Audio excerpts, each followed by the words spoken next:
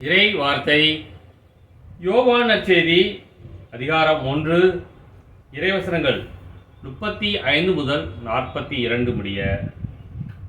யோவான் தாம் சீடர் இருவருடன் நின்று கொண்டிருந்தார். இயேசு அப்பக்கம் நடந்து சென்று கொண்டிருந்தார்.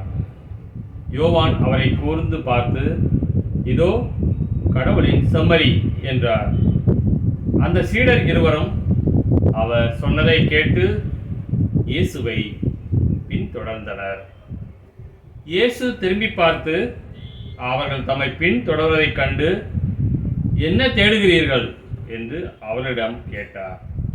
அவர்கள், ரபி, நீர் எங்கே தங்கியிருக்கிறீர் என்று கேட்டார்கள். அவர் அவரிடம், வந்து பாருங்கள் என்றார். அவர்களும் சென்று அவர் தங்கியிருந்த இடத்தை பார்த்தார்கள். அப்போது ஏறக்குறைய மாலை 4 மணி. அன்று அவர்கள் அவரோடு தங்கினார்கள். யோவான் சொன்னதை கேட்டு இயேசுவை பின்தொடர்ந்த இருவருள் அந்திரேயா ஒருவர். அவர் சீமோன் பேதுருவின் சகோதரர். அவர் போய் முதலில் தம் சகோதரனை சீமோனை பார்த்து, மெசியாவை கண்டோம் என்றார்.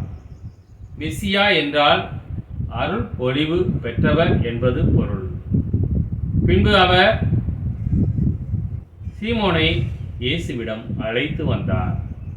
இயேசு அவரை கூர்ந்து பார்த்து, நீ யோவானின் மகன் சீமோன், இனி கேபா எனப்படுவாய் என்றார். கேபா என்றால் பாறை என்பது